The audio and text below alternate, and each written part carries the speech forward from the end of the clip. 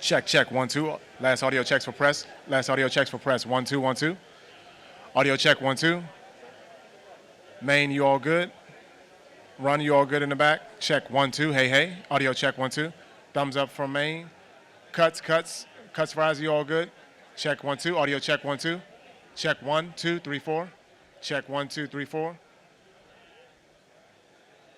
Darren, you all good over there? Check. Okay, thank you.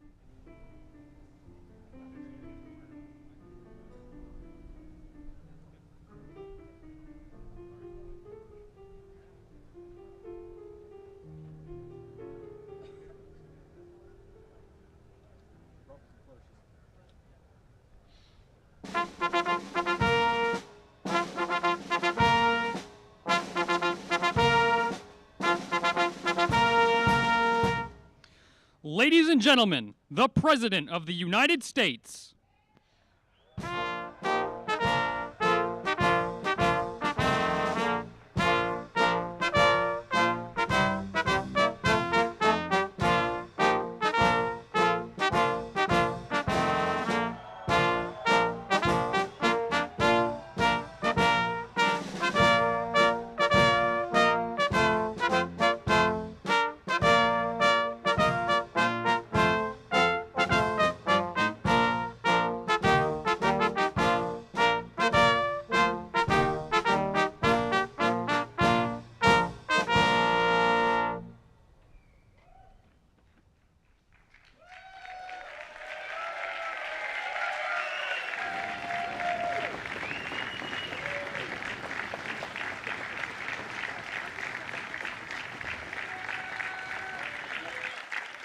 Thank you very much.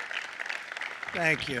Nice crowd. What a good-looking group of people. Well, we have some very, very good news today, and a lot of good things are happening for our country. Please sit down. My fellow Americans, this is Liberation Day. Waiting for a long time.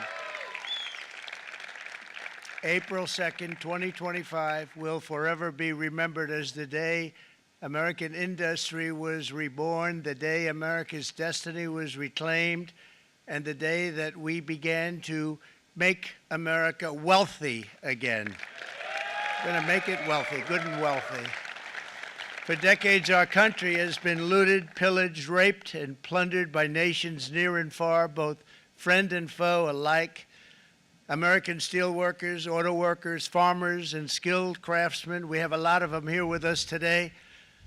They really suffered gravely. They watched in anguish as foreign leaders have stolen our jobs, foreign cheaters have ransacked our factories, and foreign scavengers have torn apart our once beautiful American dream. We had an American dream that you don't hear so much about. You did 4 years ago, and you are now, but you don't too often, and for many years and decades even, you didn't hear too much about. Our country and its taxpayers have been ripped off for more than 50 years, but it is not going to happen anymore. It's not going to happen.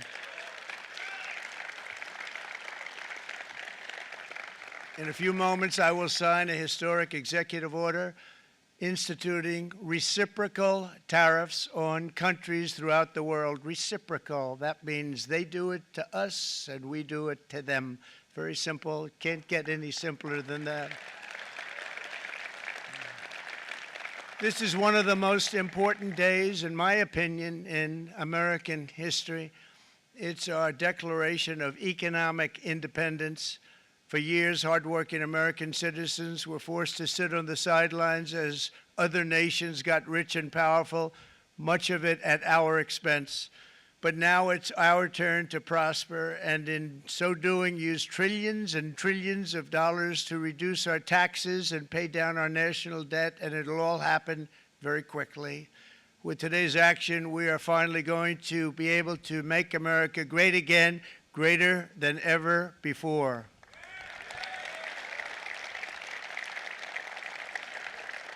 Jobs and factories will come roaring back into our country, and you see it happening already.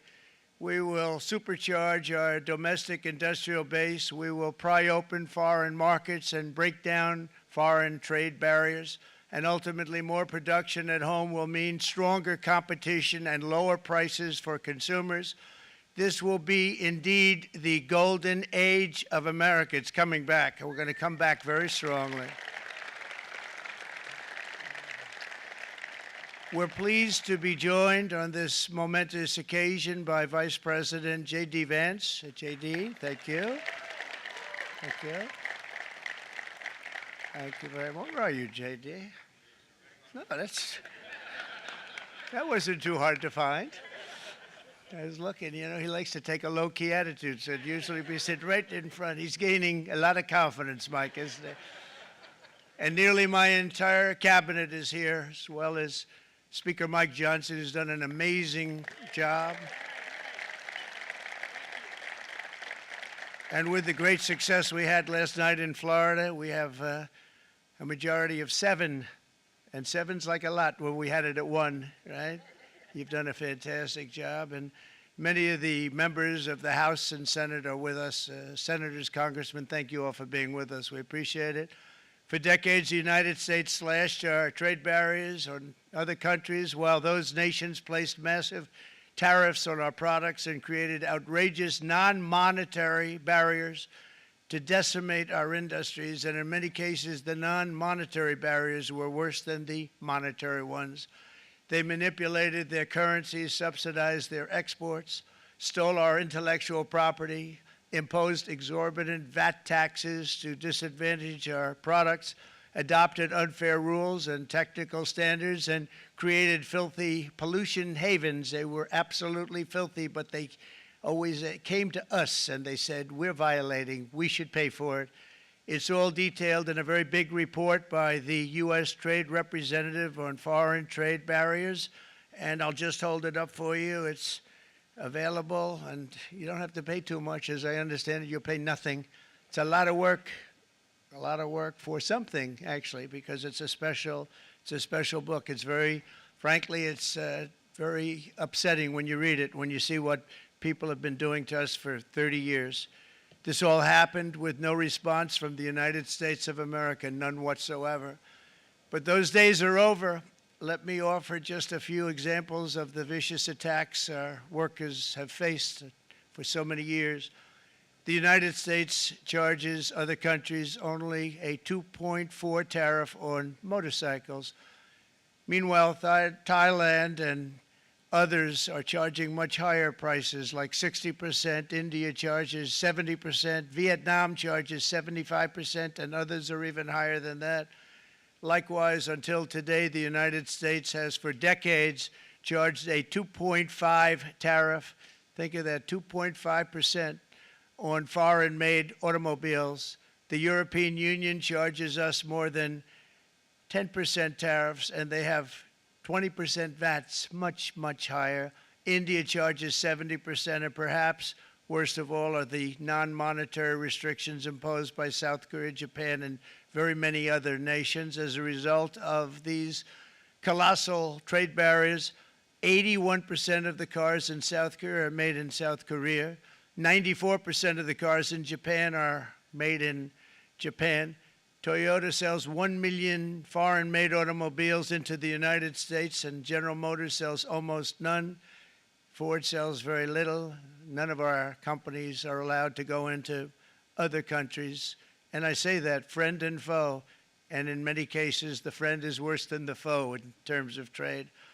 But such horrendous imbalances have devastated our industrial base and put our national security at risk. I don't blame these other countries at all for this calamity. I blame former presidents and past leaders who weren't doing their job. They let it happen, and they let it happen to an extent that nobody can even believe. That's why, effective at midnight, we will impose a 25% tariff on all foreign-made automobiles.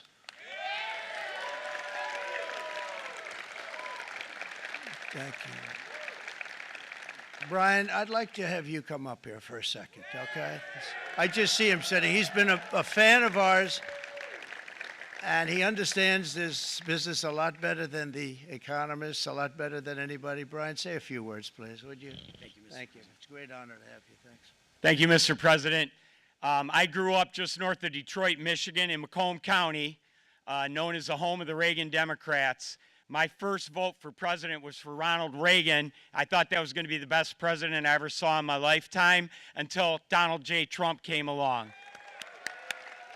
I have watched my entire life, I have watched plant after plant after plant in Detroit and in the Metro Detroit area close. There are now plants sitting idle. There are now plants that are underutilized, and Donald Trump's policies are going to bring product back into those underutilized plants. There's going to be new investment. There's going to be new plants built. And the UAW members, and I brought 20 of them with me, they're sitting right over here.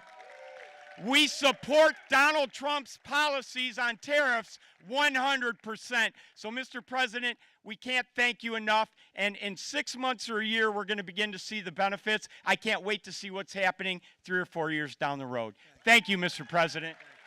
Thank you so much. Thank you. What a great guy. He got it right from the beginning. He got it before almost anybody else. This group over there, they got it too. And, you know, we won the state of Michigan. We won almost all of them. But we won Michigan by a lot, and I want to just thank you all. The auto workers were fantastic. The Teamsters were fantastic. Everyone was pretty good, I will tell you. Thank you very much. I appreciate it. You're going to be very happy very soon, and you probably see what's happening with all of the, not only car companies, but car companies in particular. You see it with all of the ones they're moving, they're announcing day in, day out. You're seeing it. Nobody's ever seen anything like that. With today's actions, we're also standing up for our great farmers and ranchers who are brutalized by nations all over the world. Brutalized. Canada, by the way, imposes a 250 to 300% tariff on many of our dairy products. They do the first can of milk. They do the first little carton of milk at a very low price, but after that it gets bad, and then it gets up to 275, 300%. So when they're figuring what's Canada charging, they say, oh, about 2%, 3%. But take a look at what happens down the road. When you look a little bit, it's not a pretty picture, and we don't like it, and it's not fair. It's not fair to our farmers. It's not fair to our country. And with countries like Canada, you know, we subsidize a lot of countries and keep them going and keep them in business. In the case of Mexico, it's $300 billion a year. In the case of Canada, it's close to $200 billion a year. And I say, why are we doing this? Why are we doing this? I mean, at what point do we say, you got to work for yourselves, and you got to, this is why we have the big deficits. This is why we have that amount of debt that's been placed on our heads over the last number of years, and we're really not taking it anymore. Through non-tariff barriers, the European Union bans imports of most American poultry. You understand? They say, we want to send you our cars, we want to send you everything, but we're not going to take anything that you have. Australia bans, and they're wonderful people and wonderful everything, but they ban American beef, yet we imported $3 billion of Australian beef from them just last year alone. They won't take any of our beef. They don't want it because they don't want it to affect their farmers. And you know what? I don't blame them, but we're doing the same thing right now, starting about midnight tonight, I would say. And China charges American rice farmers an overquota, it's called, a tariff rate of 65%. South Korea charges 50%. Actually, they charge different, from 50% to 513%. And Japan, our friend, charges us 700%. But that's because they don't want us selling rice, another thing. Who can blame them, Madam Secretary? Agriculture, great job you did on eggs, by the way. The egg prices came down 50%. You got them down 50%. Once we got involved, they were going through the sky. The egg prices, they were going through the sky, and you did a fantastic job. Now we have lots of eggs, and they're much cheaper, down about 59% now, and they're going down further. We charge 2.8% for so many things that other countries are charging 200%, 300%, and 400% for. If imposing tariffs and protective barriers made nations poor, then every country on earth would be racing to eliminate these policies, and China would be the first on line. They run a very strong country, but they're not first in line, and the American people are paying a very big price. From 1789 to 1913, we were a tariff-backed nation, and the United States was proportionately the wealthiest it has ever been. So wealthy, in fact, that in the 1880s, they established a commission to decide what they were going to do with the vast sums of money they were collecting. We were collecting so much money so fast, we didn't know what to do with it. Isn't that a nice problem to have? What do you think, Marco? Good problem? Marco would love that problem. But we don't have that problem anymore, but we're not going to have it very much longer, I will tell you. But they collected so much money, they actually formed a commission to determine what they were going to do with the money, who they were going to give it to, and how much. Then in 1913, for reasons unknown to mankind, they established the income tax so that citizens, rather than foreign countries, would start paying the money necessary to run our government. Then in 1929, it all came to a very abrupt end with the Great Depression, and it would have never happened if they had stayed with the tariff policy. It would have been a much different story. They tried to bring back tariffs to save our country, but it was gone. It was gone. It was too late. Nothing could have been done. It took years and years to get out of that depression, far longer than even FDR had that office right over there for a long period of time. The ramp system, that's rather intricate, was built because of him, and every time you walk up, you think of him, and he did a great job in many ways, but it lasted long beyond his terms, as you know. But it's not too late any longer, and we're going to start being smart, and we're going to start being very wealthy again. We're going to be wealthy as a country because they've taken so much of our wealth away from us. We're not going to let that happen. We truly can be very wealthy. We can be so much wealthier than any country. It's not even believable, but we're getting smart. Nearly a century later, in the face of unrelenting economic warfare, the United States can no longer continue with a policy of unilateral economic surrender. We cannot pay the deficits of Canada, Mexico, and so many other countries. We used to do it. We can't do it anymore. We take care of countries all over the world. We pay for their military. We pay for everything they have to pay. And then when you want to cut back a little bit, they get upset that you're not taking care of them any longer. But we have to take care of our people, and we're going to take care of our people first. And I'm sorry to say that.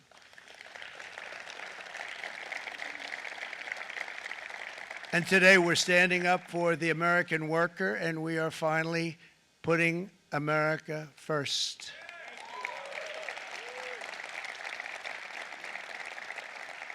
In Sleepy Joe Biden's last year in office, the United States hemorrhaged 100,000 manufacturing jobs, and the number was going through the roof at levels never seen before. And our trade deficit reached a record $1.2 trillion, which is unheard of. Since the beginning of NAFTA, the worst trade deal ever made. It was a horror show. I was able to terminate it. They all said you'd never be able to get it out. We had to get approval from Congress to get it terminated. We had to live with that deal. It was the worst deal, worst trade deal ever made by far. But since the very beginning of NAFTA, our country lost 90,000 factories. Think of what that is, 90,000. Think about putting a map up and putting tax on it. You wouldn't have enough room. 90,000. I said, is that possible? We had it checked 4 different times, and it was actually somewhat higher than that. And 5 million manufacturing jobs were lost while racking up trade deficits of $19 trillion. That was the worst trade deal ever made. As a result of these gigantic losses, foreign nations now own $26 trillion more of American assets than think of this, than the Americans own of their own foreign assets or other foreign assets. The United States can no longer produce enough antibiotics to treat our sick. We have a tremendous problem. We have to go to foreign countries to treat our sick. If anything ever happened from a war standpoint, we wouldn't be able to do it. We import virtually all of our computers, phones, televisions, and electronics. We used to dominate the field, and now we import it all from different countries. A single shipyard in China now produces more ships every year than all of the American shipyards combined. Think of that. And it was a business that we used to dominate. We used to dominate it totally. In short, chronic trade deficits are no longer merely an economic problem. They're a national emergency that threatens our security and our very way of life. It's a very great threat to our country. And for these reasons, starting tomorrow, the United States will implement reciprocal tariffs on other nations. It's been a long time since we even thought of that. We used to think about it a lot. We didn't think about it for many decades, and you see what's happened. For nations that treat us badly, we will calculate the combined rate of all their tariffs, non-monetary barriers, and other forms of cheating. And because we are being very kind, we're kind people, very kind. You're not so kind when you got ripped off with your salaries. My auto worker friends and my Teamster friends and all of the unions that typically voted Democrat, they're not voting Democrat anymore because worker, whether union or non-worker, they're for the Republicans now. That's what happened. But we will charge them approximately half of what they are and have been charging us. So The tariffs will be not a full reciprocal. I could have done that, yes, but it would have been tough for a lot of countries. We didn't want to do that. I'd like to see the chart if you have it. Could you bring it up, Howard? This is our great Secretary of Commerce, Howard Lutnick. Thanks, Howard. So if you look at that, China, first row, China, 67%. That's tariffs charged to the USA, including currency manipulation and trade barriers. So 67%, I think you can, for the most part, see it. Those with good eyes, with bad eyes. We didn't want to bring, it's very windy out here. We didn't want to bring out the big charts because it had no chance of standing. Fortunately, we came armed with a little smaller chart.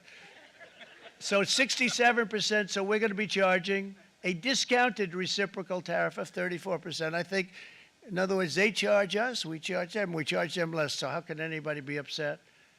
They will be, because we never charge anybody anything, but now we're going to charge. European Union, they're very tough, very, very tough traders. You know, you think of European Union, very friendly. They rip us off. It's so sad to see. It's so pathetic. 39%, we're going to charge them 20%, so we're charging them essentially half. Vietnam, great negotiators, great people. They like me, I like them. The problem is they charge us 90%. We're going to charge them 46% tariff. Taiwan, where they took all of our computer chips and semiconductors. We used to be the king, right? We were everything. We had all of it. Now we have almost none of it, except the biggest company is coming in. We're going to end up with almost 40%. Lee Zeldin's working to get their approvals. And it's an amazing company. Mr. Wei, of one of the great companies of the world, actually, they're coming in from Taiwan, and they're going to build one of the biggest plants in the world, maybe the biggest for that. But 64%, we're going to charge them 32%. Japan, very, very tough, great people. And again, I don't blame the people for doing it.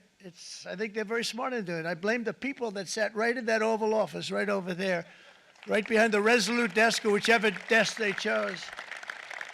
Japan, 46%. They would charge us 46%, and much higher for certain items like cars, you know, little items like cars. 46%, we're charging them 24%. India, very, very tough, very, very tough.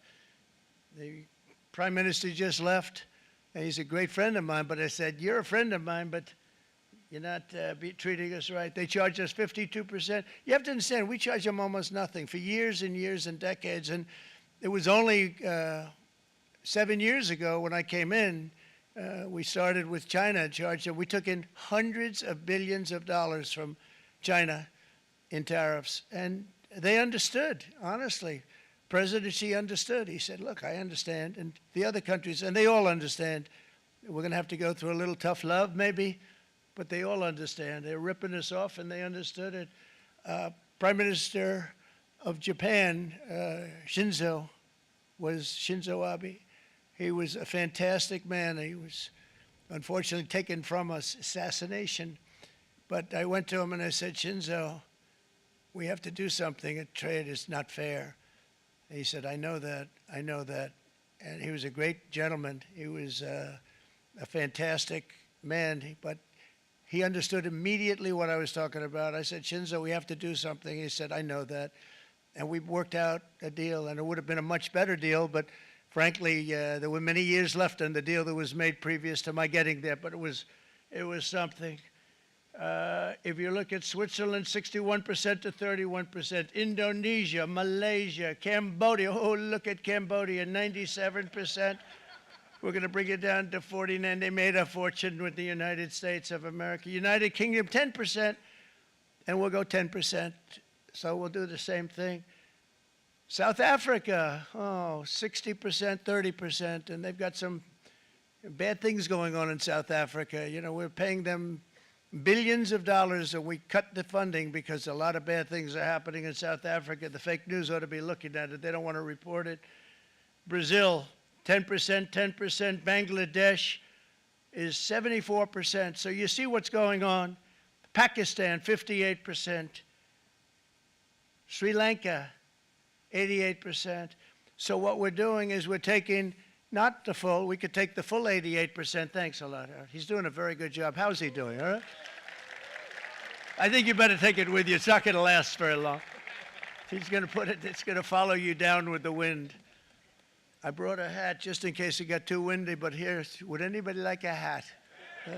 I'm not giving it to a cabinet. I'm giving it to the auto workers. Come here.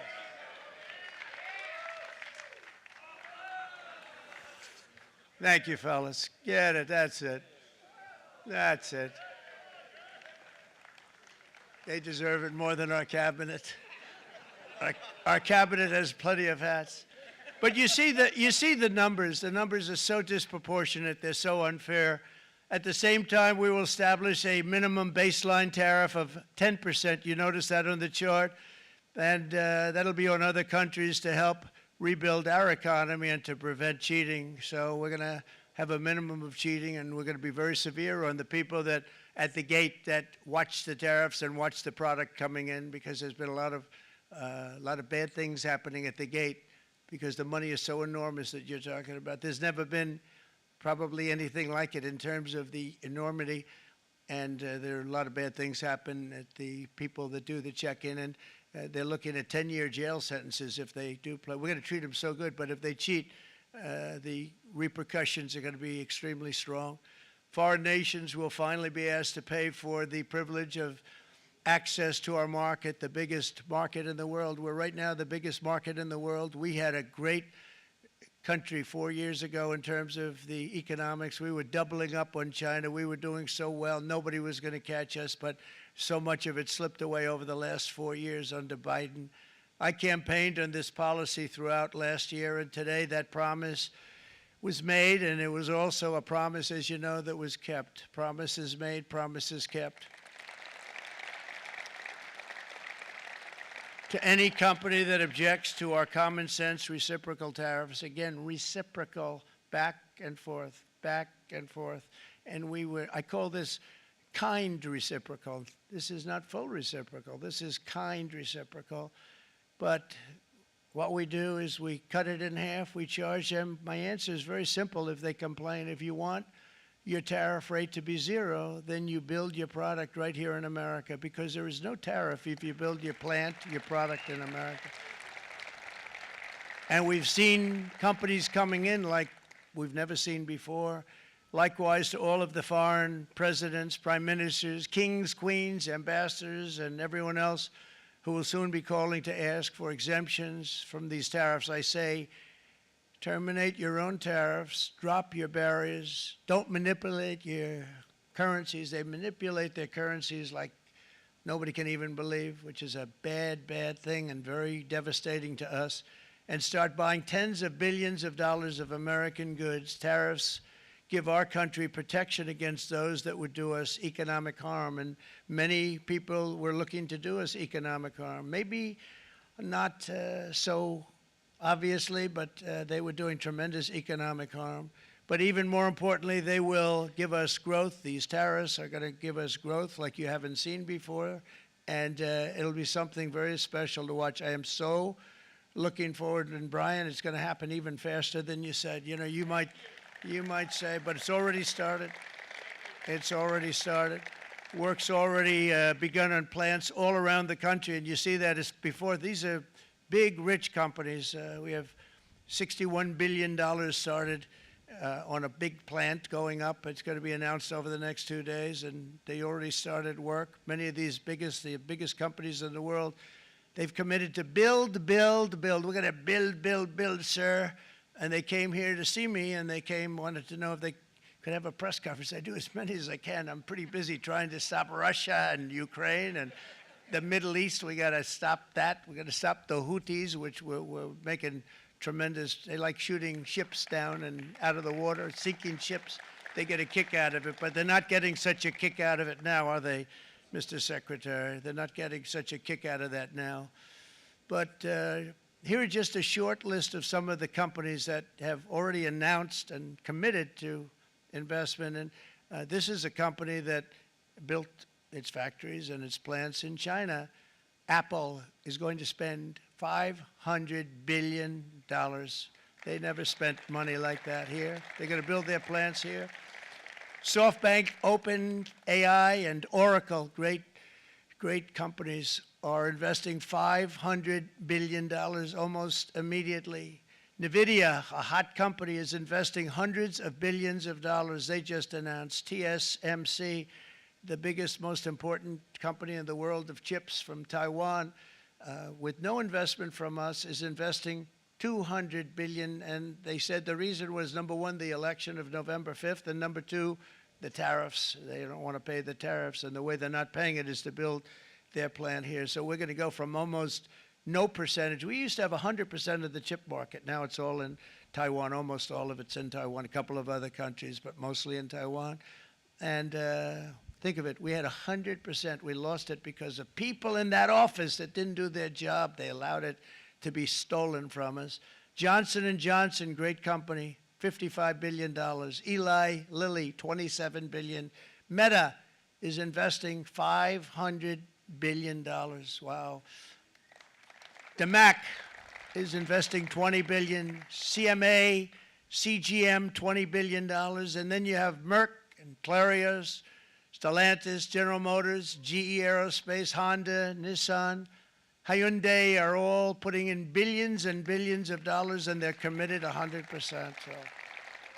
And we've never had, and this is after 2.5 months. This is after just a short, this all took place as soon as we came out with what everybody wanted to do. You know, I watched a gentleman today on television. He used to work with Lee Iacocca, a very respected automobile person, and he said, you know, because they're asking people, and they try and get as many negative people as they can, but they can't find them too much. It's pretty hard to find in terms of what we're doing, especially when they see all this investment. They said, so tell me, what do you think of what Trump is doing from the automobile standpoint? He said, I can't believe it. Somebody is finally, he's an older guy, real pro, really top guy, with Lee Iacocca. He said, I never thought I'd see the day when this would happen, where somebody had the courage to go and do what has to be done. This is transforming our nation. Our entire nation is going to be transformed, not only with the cars, but on every single other item that's built. We're going to become an industrial powerhouse. And he said that so beautifully today. In fact, I'm going to find out, I'm going to get a tape, and Bruce, I'm going to get that tape, and I'm going to send it to you out in Long Island, and you're going to play it for the people. And all your union workers and your non-union workers out there, you got a pretty even split. But we have, so far, it looks like we're going to have about $6 trillion of investments, and you wouldn't do that in years in this country over the last number of years. $6 trillion, and that's going to be much higher by the end of the year. And think of what $6 trillion is. You wouldn't have even a small percentage of that under this other system. We're going to be an entirely different country, and it's going to be fantastic for the workers. It's going to be fantastic for everyone. There will never have been a transformation of a country like the transformation that's already happening in the United States of America. It's an incredible thing to watch, and it's incredible to meet with the top people, people that you read about, very wealthy people, or people that are great managers and executives and presidents of big public companies, and to watch the enthusiasm they have now that they didn't have. They gave up on our country. They went to foreign countries and they built. Companies are pouring into our country at levels never seen before, with jobs and money to follow, and it's really beautiful. In the coming days, there will be complaints from the globalists and the outsourcers and special interests and the fake news. Always, the fake news will always complain. But never forget, every prediction our opponents made about trade for the last 30 years has been proven totally wrong. They were wrong about NAFTA. They were wrong about China. They were wrong about the Trans-Pacific Partnership, which would have been a disaster if I didn't terminate it. If I didn't terminate that, United Auto Workers, you would have had no jobs in this country. You would have had no jobs. It was all going to other countries. In my first term, they said tariffs would crash the economy. Instead, we built the greatest economy in the history of the world. And again, I have great respect for President Xi of China, great respect for China, but they were taking tremendous advantage of us, and I commend them for that. I say, hey, if you can get away with it, that's okay. But, you know, they understand exactly what's happening, and they probably, most of them are saying it's about time they did something, but, and they're going to fight, and they're going to fight fair. Everyone's going to fight. You know, it's like, I say to the leaders, look, you got to take care of your country, but we have to start taking care of our country now. We can't do what we've been doing for the last 50 years. From the day of my election, the stock market went up in my first term 88%, with NASDAQ going up 155%, more than any president has ever had in any term in office, by far. And I think we're going to blow that away. And maybe the numbers won't show, but I think they're going to show much better than even those numbers. But what you're going to see is you're going to see activity, that empty, dead sites, factories that are falling down. Those factories will be knocked down, and they're going to have brand new factories built in their place. They're not only talking about renovating, they're talking about brand new, the best anywhere in the world, the biggest anywhere in the world. I have a friend who builds car plants, and I said, I want to see the biggest and the best. He said, well, we have to go to Mexico. I said, no, I want to see it in the United States. He said, we're not building them in there. This is a year and a half ago during the campaign. He said, we're not building it. You'd have to go to Mexico. When I was starting to decide to run, and I went to #1 in the polls very rapidly, I want to say, like, let's say in the first hour.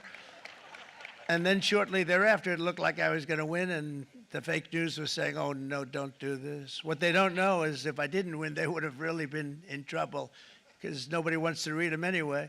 But I tell you what, when it looked like I was going to win, I announced that I was going to be doing exactly what we're talking about today. Great consistency, actually, because I've been talking about it for 40 years, but because I saw what was happening 40 years ago. If you look at my old speeches when I was young, very handsome, my old speeches, and that people would say, I'd be on a television show, I'd be talking about how we were being ripped off by these countries. I mean, nothing changes very much. The only thing that changed were the countries, but nothing really changes. But it's why it's such an honor. It's such an honor to be finally able to do this. If you look at China, I took in hundreds of billions of dollars in my term, hundreds of billions. They never paid 10 cents to any other president, and yet they paid hundreds of billions, so much so that Biden couldn't do anything. They wanted to try and terminate it because he had a very special relationship with China. You know what the relationship was? He had a special relationship. But the numbers were so big, that they couldn't do it. So they did ease it up. They did things that they shouldn't have done. They made it a lot more comfortable for them, but they couldn't do it because the numbers were hundreds of billions of dollars, and I did that. And we were on our way to doing something like incredible. And then we had a very bad election happen, a very bad election. A lot of bad things happened. So when I said we got to do it again, I said we have to make it too big to rig. And we made it too big to rig, and we won in records, and it was a monumental win. And it was such an honor to see so many of you, like Brian and your friends, here with us to celebrate, and to more importantly celebrate what we're doing, because that wouldn't be a full celebration if we didn't do this, because this will be an entirely different country in a short period of time. It'll be something the whole world will be talking about it. The critics made the very tired predictions earlier this year, but in February, core inflation dropped to the lowest rate in 4 years. And the price of eggs, as you know, just in a month and a half, we were there for 4 weeks. And the first week, I got blamed for eggs. I said, I just got here. They said eggs have gone up at like 250%, and you can't get eggs. And they were going crazy. And I said, I just got here. And then we got to work on eggs, and we got to work on everything. And our great Secretary of Agriculture, you did a fantastic job. Brooke Rollins, she did a fantastic job. And as I said before, the price of eggs dropped now 59%, and they're going down more, and the availability is fantastic. They were saying that for Easter, please don't use eggs. Could you use plastic eggs? I said, we don't want to do that. We want to, and you really came through. It's an amazing job. Thank you very much, Brooke. You did great. But likewise, an old-fashioned term that we use, groceries. I used it in the campaign. It's such an old-fashioned term, but a beautiful term, groceries. It sort of says a bag with different things in it. Groceries went through the roof. And I campaigned on that. I talked about the word groceries for a lot. And energy costs now are down, groceries are down, gasoline is way under $3, and people are beginning to be able to buy things and live again. We brought prices way down. We created 10,000 already in a few weeks, new manufacturing jobs, and it was that took place in 1 month, numbers that they haven't seen in a long time. We had virtually no inflation under my term. We had virtually no inflation for 4 years, but after transitioning over to Sleepy Joe, it went from almost non-existent to the highest in the history of our country. They had the highest inflation in the history of our country, brought up by energy and bad spending and bad policy, and a lot of bad things happened. How about allowing millions and millions and millions of people to pour into our country with open borders, where it's so sad to see even now, and I see our great secretary of you have done. Stand up, please, Christy. Stand up. Christy Nome and Tom Homan. These people are doing a great job, but gotten them out in records. We have problems with judges that don't want them to go out. They want Tren de Aragua, and they want MS-13, the most vicious gangs ever. Nobody's ever seen anything like it. Absolute killer gangs. They kill people. They don't even think about it. And we put them out, and we have judges now, radical left judges that they don't want them to go out. They want them to even be brought back. Let's bring them back. You've done a fantastic job, and please thank everybody. Homeland Security, thank everybody. Appreciate it. And we now have a border that's the best border that we've ever had, even better than it was my first term. My first term we did good, but this one we really specialized in. We've done really well. And we had records then. We had the best, safest border. 4 years ago, we had the best border there ever was. And now we have, you've actually matched it and done even better. And we're going to get it down the right way. And we want people, by the way, to come into our country, but we want to come in through a legal process. We want them to come in legally. We need more people. We need people to run these plants and to help the auto workers and the Teamsters and the non-union people and everybody else. But we need people and the farmers. And we're going to let people come in, but they want to come in. We want them to come in legally. They have to have the capability of loving our country, not people that hate our country. We don't want them in our country. And now we're going to pass the largest tax cuts in American history, and that's where we're relying on Mike and John Thune. And we will not cut Social Security, Medicare, or Medicaid benefits, and the Democrats will, because if they got in, the entire economy would collapse. This country was heading for a collapse under the people that you saw. They were horrible. I think one of the reasons people like the job, I have my highest approval ratings because I think they're comparing me to the worst administration in the history of our country, so I appreciate that at least.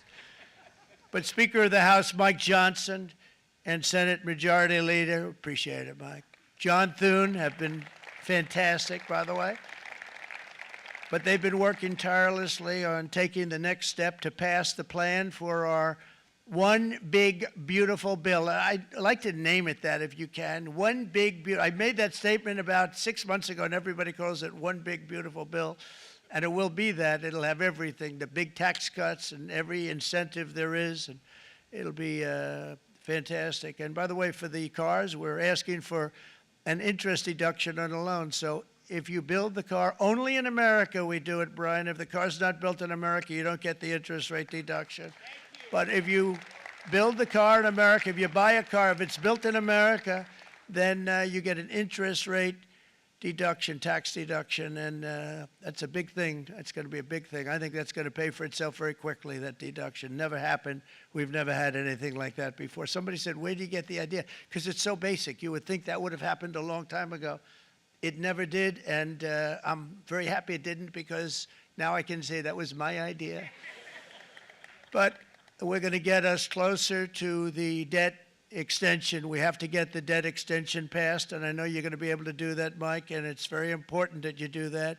And all of the other things that the Senate budget plan gives us, along with working, because I know they're working together, John and Mike, and the two bills are going very well together. We need to get our shared priorities done, including certain permanent tax cuts. We want the tax cuts to be permanent, spending cuts, energy and historic investments in defense, border, and so much more. We're covering everything. These will be phenomenal. There'll be no bill like this going to straighten. One bill is going to straighten out our country for many, many years to come. And we said, let's just do it and let's get it done. And some guys will love it and some guys will like it a little bit less because they're not getting what they were exactly looking for, but they're getting a lot. They'll never, if we get this done, it'll be the most incredible bill ever passed in the history of our Congress and Senate and congressmen, the senators and the congressmen, many of whom are here today, will be very proud of themselves. I really believe that it's going to set us on a whole new prosperous path. We're going to cut spending and right-size the budget back to where it should be. We're going to do that very strongly. Thank you, Rick. Thank you. John, thank you. Oh, look at all of our senators over there. Oh, boy, that's a nice group of people. But I won't like them so much if they don't get this bill done. That's a great group. And Congressman, thank you very much. I appreciate it. Tremendous people. The Senate plan is my complete and total support, and the House plan likewise is very similar. They're moving along pretty much at the same clip, and as soon as you're ready, you'll show it to me, and I'm sure it'll have my support, Mike. Every Republican congressman and senator must unify. We have to unify. We can't be separated. We have to get it done. We have to get absolutely everything we can, and we have to take care of the American people. That's the only thing that matters. We have to take care of the American people first. We need to pass this bill immediately, get it done, including debt extension. From this day on, we're not going to let anyone tell us that American workers and families cannot have the future that they deserve. We're going to produce the cars and ships, chips, airplanes, minerals, and medicines that we need right here in America. The pharmaceutical companies are going to become roaring back. They're coming roaring back. They're all coming back to our country because if they don't, they got a big tax to pay. And if they do, I'll be very happy, and you're going to be very happy, and you're going to be very safe. We're going to build our future with American hands, with American heart, American steel, and we're going to build it with American pride like we used to. We're approaching our 100th day as president and have been given credit by a lot of people, actually, even some of the fake news. Can you believe it? Which in this case hopefully isn't fake, for having done more in that time than any other administration in the history of our country in the first 100 days. I think we've had an amazing, in terms of what we've done, what we've gotten accomplished. I'd like to see if we can get that war ended and another war from not starting in the Middle East. We have to get Russia. They're losing 2,000 on average, 2,500 people today, young people, soldiers, Russian, think of that.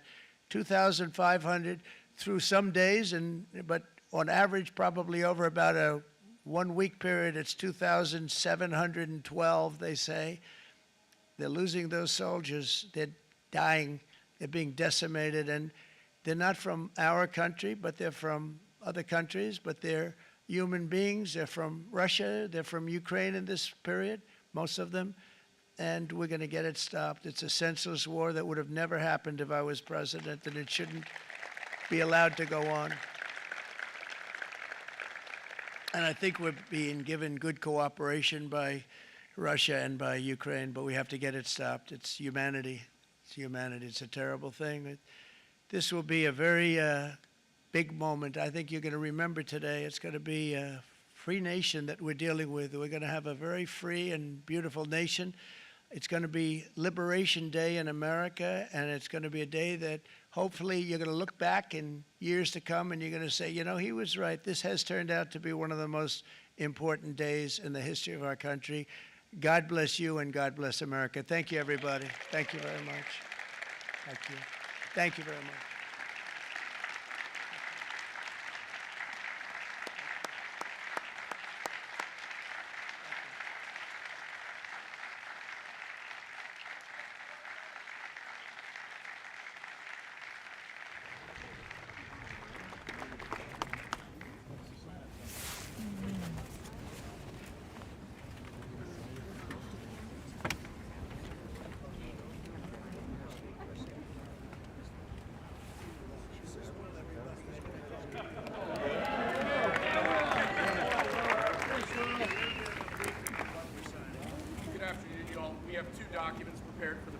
signature today.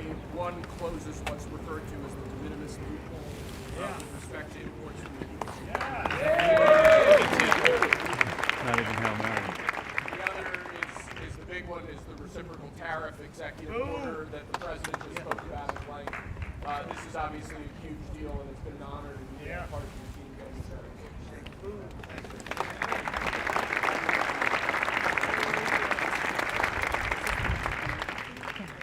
This is big stuff.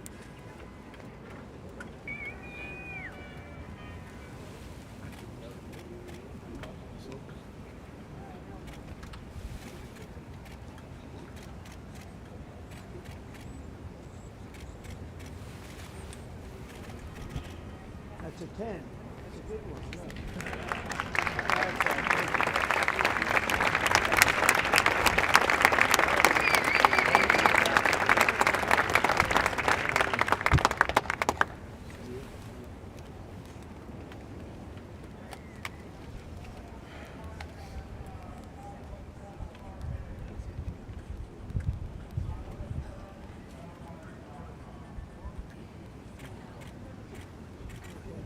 I'm going to hand out these phones.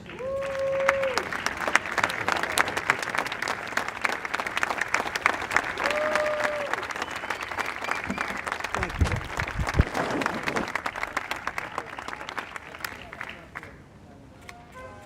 Mr. President, what do you say to American families who are worried they'll pay more?